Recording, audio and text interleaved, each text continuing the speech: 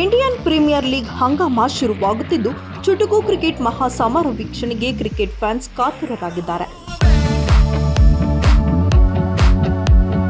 IPL 18ನೇ season March 22ರಿಂದ ಪ್ರಾರಂಭವಾಗಲಿದ್ದು ಫೈನಲ್ಸ್ ಪಂದ್ಯವು ಮೇ 25, 2025ರಂದು ನಡೆಯಲಿದೆ. ಇದೀಗ ಈ ಟೂರ್ನಿಗೆ ಕೆಲವೇ ದಿನಗಳು ಬಾಕಿ ಇರುವ ಕಾರಣ ಎಲ್ಲಾ ತಂಡಗಳು ಅಂತಿಮ ಸಿದ್ಧತೆಯಲ್ಲಿ ತೊಡಗಿಕೊಂಡಿವೆ. ಈ ನಡುವೆ ಯಾವ್ಯಾವ ತಂಡಗಳು ನೂತನ ನಾಯಕನ ಹುಡುಕಾಟದಲ್ಲಿದ್ದವೋ ಆ ಎಲ್ಲಾ ತಂಡಗಳಿಗೆ ನಾಯಕರ ನೇಮಕವಾಗಿದೆ.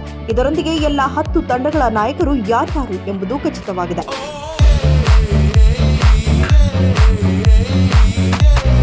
ವಾಸ್ತವವಾಗಿ 9 ತಂಡಗಳ ನಾಯಕರ ವಿವರ ಈಗಾಗಲೇ ಹೊರಬಿದ್ದಿತ್ತು.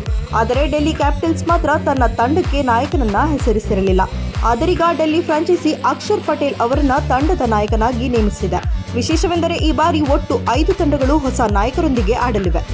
ಹಾಗೆಯೇ 9 ತಂಡಗಳನ್ನ ಭಾರತೀಯ ಆಟಗಾರರು ಮುನ್ನಡೆಸಿದರೆ 1 ತಂಡದ ನಾಯಕತ್ವ ಮಾತ್ರ ವಿದೇಶಿ ಆಟಗಾರನ ಕೈಯಲ್ಲಿದೆ.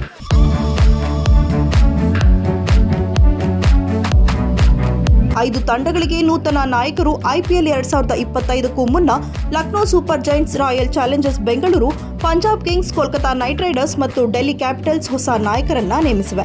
ಡೆಲ್ಲಿ ಕ್ಯಾಪಿಟಲ್ಸ್ ತಂಡದ ನಾಯಕತ್ವ ಅಕ್ಷರ್ ಪಟೇಲ್ ಅವರ ಕೈಯಲ್ಲಿದ್ದರೆ ರಿಷಬ್ ಪಂತ್ ಲಕ್ನೋ ಸೂಪರ್ ಜೈಂಟ್ಸ್ ತಂಡದ ನಾಯಕತ್ವವನ್ನು ವಹಿಸಿಕೊಂಡಿದ್ದಾರೆ. ರಾಯಲ್ ಚಾಲೆಂಜರ್ಸ್ ಬೆಂಗಳೂರು ತಂಡ ಈ ಬಾರಿ ರಜತ್ ಪಾಟೇದಾರ್ ಮೇಲೆ ವಿಶ್ವಾಸವನ್ನ ವ್ಯಕ್ತಪಡಿಸಿದೆ. ಮತ್ತೊಂದೆಡೆ Punjab ಕಿಂಗ್ಸ್ಗೆ Shreyas Iyer ನಾಯಕರಾದರೆ Kolkata night Riders ತಂಡವನ್ನ Ajinkya Rahane ಮುನ್ನಡೆಸಲಿದ್ದಾರೆ.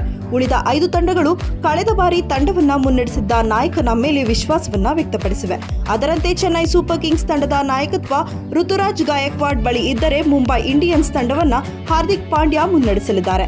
Gujarat Titans ತಂಡಕ್ಕೆ ಶುಭ್ಮನ್ ಗಿಲ್ ನಾಯಕರಾದರೆ ರಾಜಸ್ಥಾನ್ ರಾಯಲ್ಸ್ ತಂಡಕ್ಕೆ ಸಂಜು ಸ್ಯಾಮನ್ಸ್, ಹಾಗೆಯೇ ಸನ್ರೈಸರ್ಸ್ ಹೈದರಾಬಾದ್ ತಂಡಕ್ಕೆ ಪ್ಯಾಟ್ ಕಮಿನ್ಸ್ ನಾಯಕರಾಗಿ ಮುಂದುವರಿಯಲಿದ್ದಾರೆ.